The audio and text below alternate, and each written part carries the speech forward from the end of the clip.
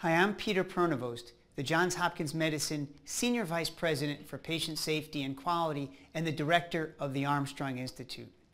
One of the most important ways you can keep yourself safe in caring for patients with Ebola is to make sure that you learn to put on and take off personal protective equipment in the most appropriate way. Now, the Centers for Disease Control has provided us detailed guidance for how to do that, but we needed training modules. So we partnered with the CDC to do that. We pulled together our infectious disease experts, human factors and systems engineers, psychologists, instructional designers, and technology experts to come together to produce this content. We've been here a week, working long hours to make modules for you. And now what you will see are 3 key modules. Number 1, how to put on or don personal protective equipment. Number 2, how to take off or doff personal protective equipment. And number 3, how the observer can work together to help ensure your safety using teamwork behaviors that were developed by the Agency for Healthcare Research and Quality. Now, we know these are anxiety-filled times. Believe me, I'm a critical care physician. I'm right with you. But we also know that with proper training and when we ensure your competency in putting on and taking off this equipment, we could safely care for these patients. So we hope you enjoy the training, and from our colleagues at the Centers for Disease Control and our colleagues at Johns Hopkins Medicine, we thank you for all you do for patients. This donning procedure assumes the facility has elected to use an N95 respirator with a gown. An established protocol facilitates training and compliance. Use a trained observer to verify successful compliance with the protocol. The trained observer will read aloud to the healthcare worker each step in the donning procedural checklist and visually confirm and document that the step has been completed correctly. The trained observer in the donning process is a dedicated individual with the sole responsibility of ensuring adherence to the entire donning procedure. The donning process is conducted under the guidance and supervision of a trained observer, who confirms visually that all personal protective equipment is serviceable and has been donned successfully. The trained observer should suggest to the healthcare worker that he or she attend to personal needs, such as using the restroom and hydration prior to donning personal protective equipment. The trained observer uses verbal commands and a written checklist to confirm each step in donning personal protective equipment and can assist with ensuring and verifying the integrity of the ensemble. No exposed skin or hair should be visible at the conclusion of the donning process. We're now going to work together carefully to put on your personal protective equipment. I'm going to be here with you. I'm going to help you and guide you. We're going to do everything slowly and methodically. If you have any issues or questions, just stop and feel free to ask me whatever you need to. I'm going to give you verbal instructions and you're going to acknowledge them back to me.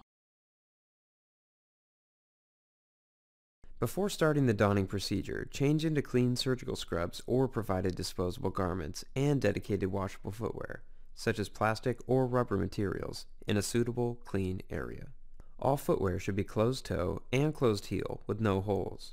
No personal items such as jewelry, watches, cell phones, pagers, or pens should be brought into the patient room.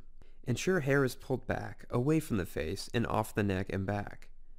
Ensure that your nails are no longer than 1/4 of an inch so they do not puncture the gloves.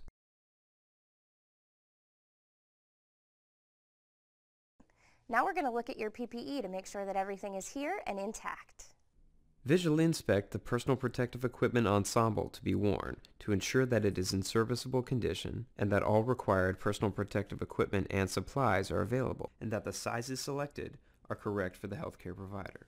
The trained observer reviews the donning sequence with the healthcare worker before the healthcare worker begins the donning process and reads it to the healthcare worker in a step-by-step fashion using a checklist.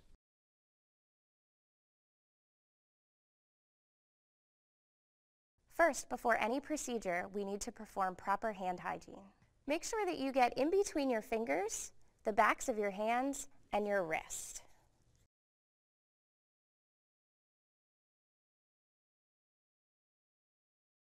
Now we're going to put on your boot covers. For safety, go ahead and sit in the chair and take your time. Make sure that all areas of the foot are covered and the boot covers are snug over your ankle and calf. If your boot covers have a strap, wrap the strap around for a comfortable fit. Try not to touch the floor or other areas with your hands while putting the boot covers on. If you do, disinfect your hands before putting your inner gloves on. Now we're going to put on our first pair of gloves. Do this as you normally would. It does not need to be done in a sterile fashion.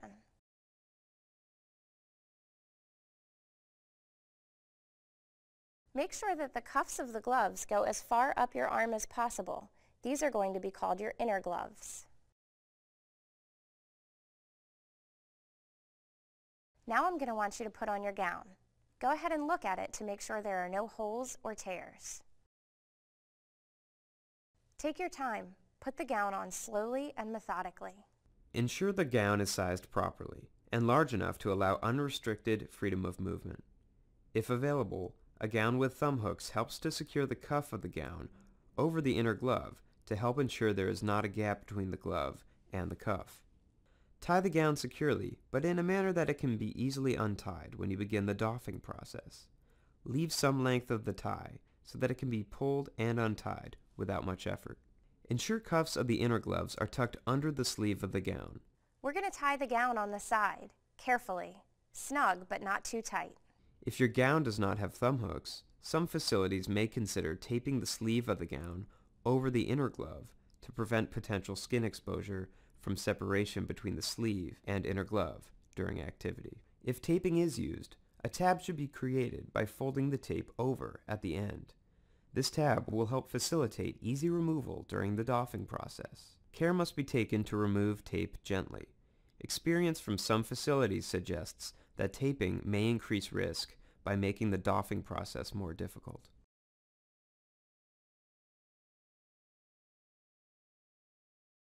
Now we're going to go ahead and put on the N95 respirator. Hold the respirator in the palm of your hand with the straps facing the floor.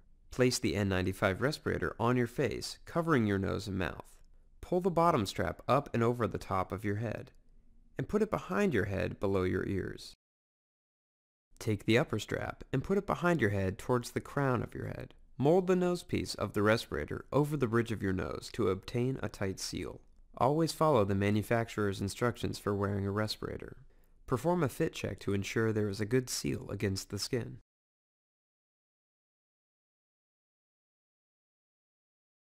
Now you're going to put on your surgical hood. First, you need to inspect it.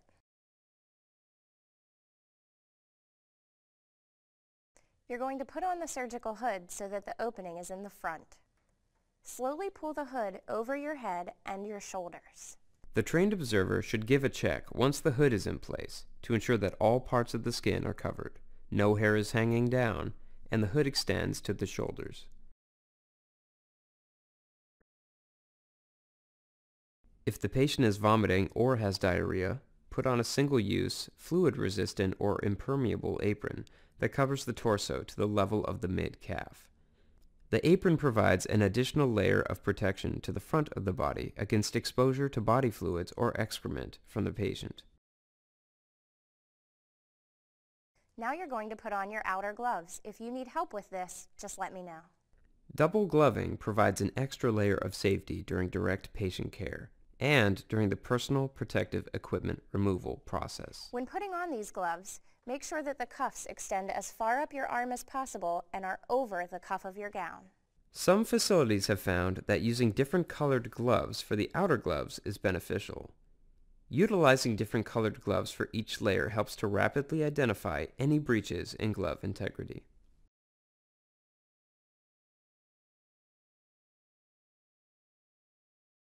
Next, you're going to put on your face shield.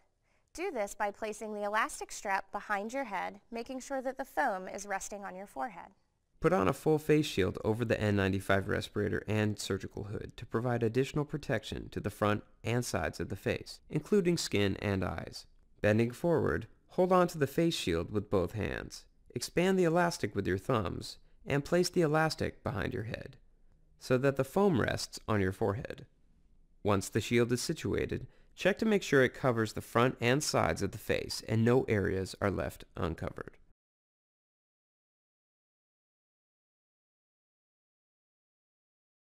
Can you please hold your arms out to your side and turn around for me? I'm going to check to make sure that all of your skin is covered and you are able to move comfortably. The healthcare worker should be comfortable and able to extend the arms, bend at the waist, and go through a range of motions to ensure there is sufficient range of movement while all areas of the body remain covered. A mirror in the room can be useful for the healthcare worker while donning personal protective equipment. Okay, everything looks great. Your trained observer will help you with the process. Before you move from the patient's room and into the doffing area, you will need to take a few minutes to do some important things. First, get the attention of the trained observer. Once he or she signals to you that it's clear, enter the doffing area. Inspect your personal protective equipment. Are there any obvious signs of contamination or materials on it? If so, you will need to disinfect the surface of the personal protective equipment with an EPA-designated disinfectant wipe. Last, disinfect your gloves, also with an EPA-designated disinfectant wipe or alcohol-based hand rub.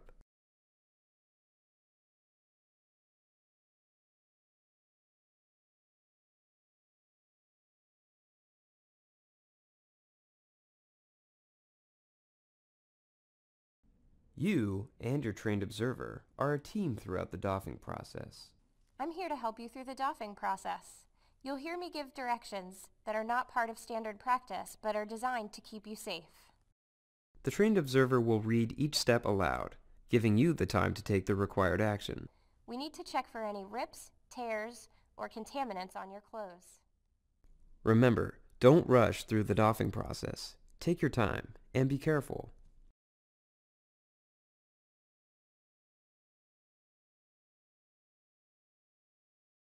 Now I'd like you to disinfect your outer gloves.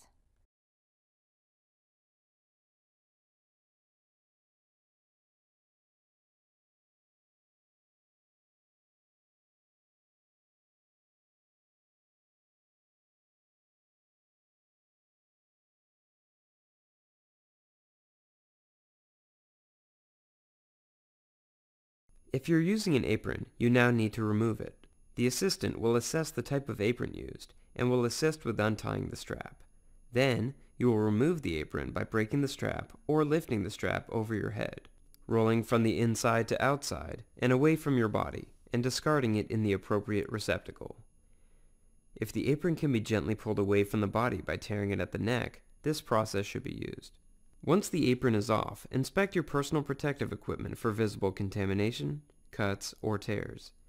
If you see your personal protective equipment has been compromised, or if there are any signs of contamination, disinfect it with an EPA-registered disinfectant wipe. Now I'd like you to disinfect your outer gloves.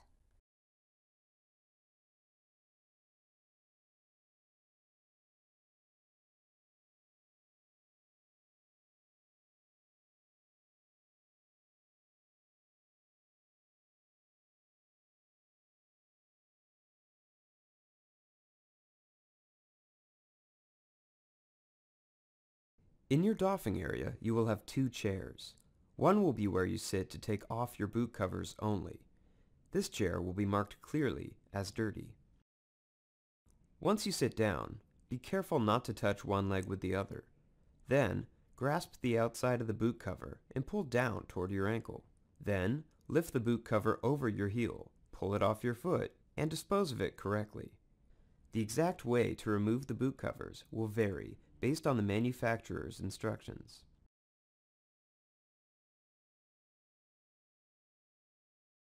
Okay, great. Now it's time to disinfect your outer gloves again.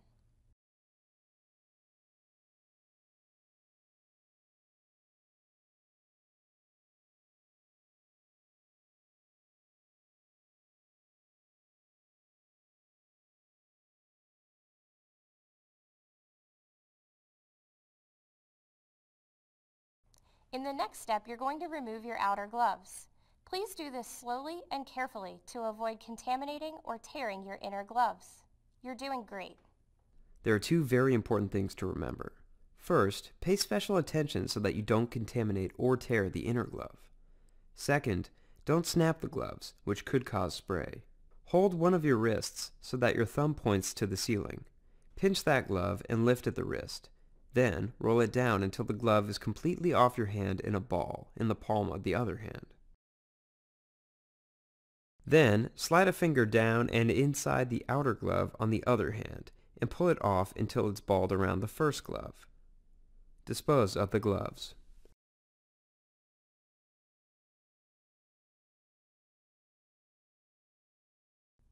Good job. Now inspect both sides of your inner gloves for visible tears or contamination. If you do see a tear, hole, or signs of contamination of the inner gloves, disinfect with EPA-registered disinfectant wipes or alcohol-based hand rub. Then, remove the inner gloves, making sure not to contaminate your bare hands. Once the gloves are off, perform hand hygiene with alcohol-based hand rub on your hands. Then, put on a new set of gloves up to the edge of the sleeve.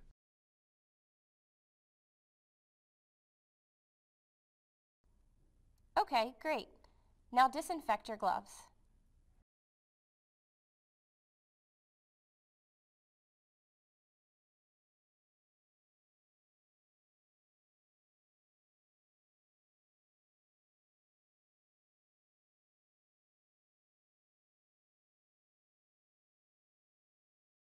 In this step, you will take off your face shield. To do this, tilt your head forward slightly. Grab the strap at the temples and pull it forward and over your head, which will let the face shield fall from your face. Dispose of the face shield.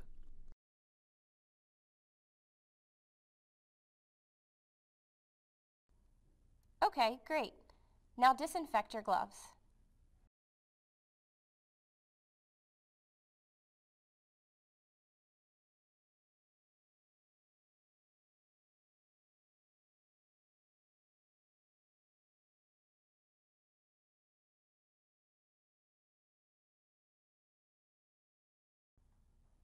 Next, slowly remove the hood. To do this, tilt your head slightly, grasp at the crown of the head, and use one hand to pull the hood forward, away from the body, and off the head. Dispose of it.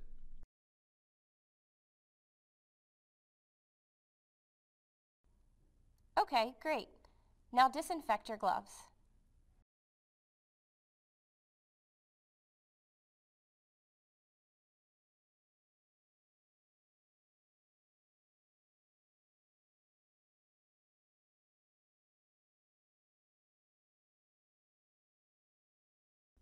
Okay, go ahead and remove your gown. First, release the tie. Then grasp the gown at the hip area and pull the gown down and away from the sides of your body. Once the gown is off your shoulders, pull one arm at a time from the sleeves of the gown.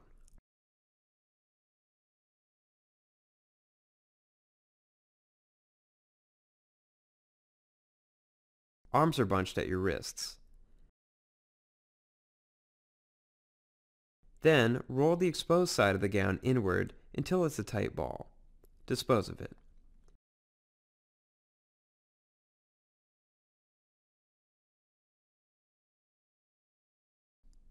Now it's time to remove the inner gloves. Like with the outer gloves, there are two very important things to remember. First, pay special attention so that you don't contaminate your hands. Second, don't snap the gloves, which could cause spray. In this step, you'll need to first disinfect your gloves, using the same product as in previous stages.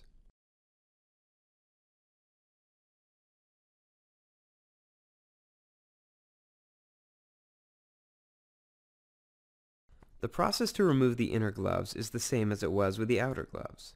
Hold one of your wrists so that your thumb points up. Pinch that glove and lift at the wrist. Then, roll it down until the glove is completely off in a ball in the palm of the other hand. Then, slide a finger down and inside the glove on the other hand and pull it off until it's balled around the first glove. Dispose of the gloves. It's important that you don't touch your face or any other exposed skin with your bare hands now. Perform hand hygiene using alcohol-based hand rub only.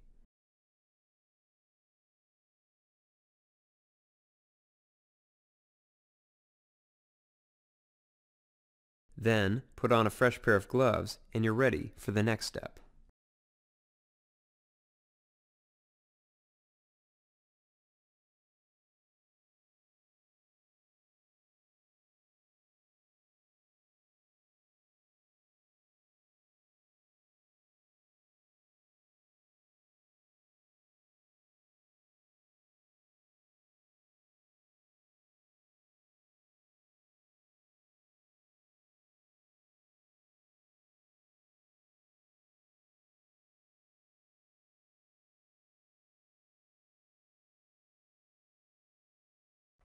Now you're going to remove your respirator. It's important that you not touch the front of the respirator. First, tilt your head forward. Then, use two hands to grab the bottom strap. Pull to the sides, then over your head. Next, use both hands to grab the upper strap. Pull to the sides, then over your head. Keep tension on the upper strap as you remove it, which will let the mask fall forward. Dispose of it.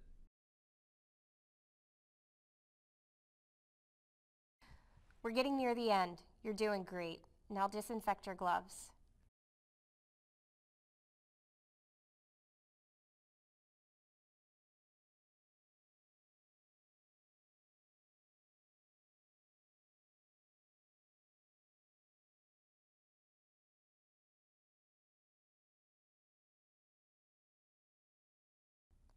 Please have a seat in the clean chair so that you can disinfect your shoes.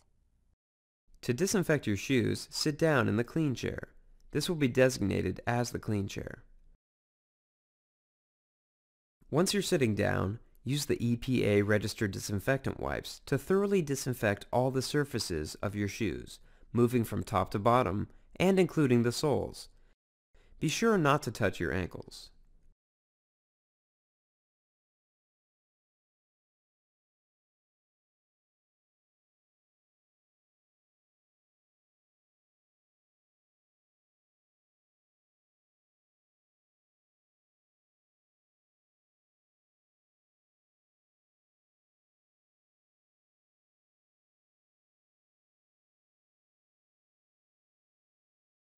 Now disinfect your gloves.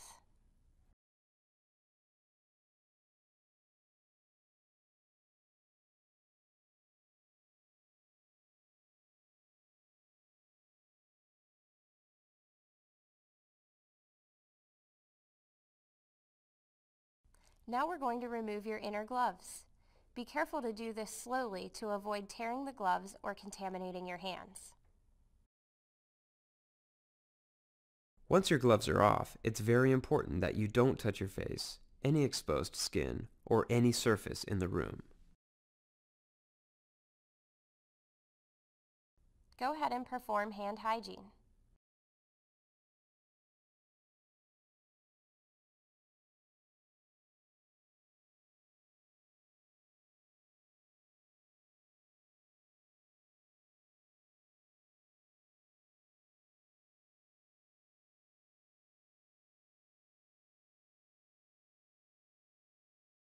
Okay, one more important step. We need to check for any rips, tears, or contaminants on your clothes.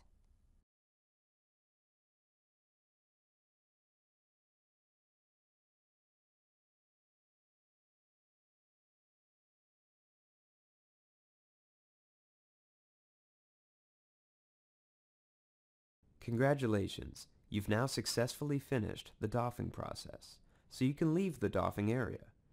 You need to find the closest designated shower where you can remove your scrubs and bathe with soap and water. A shower is recommended at the end of each shift for the comfort of the healthcare worker.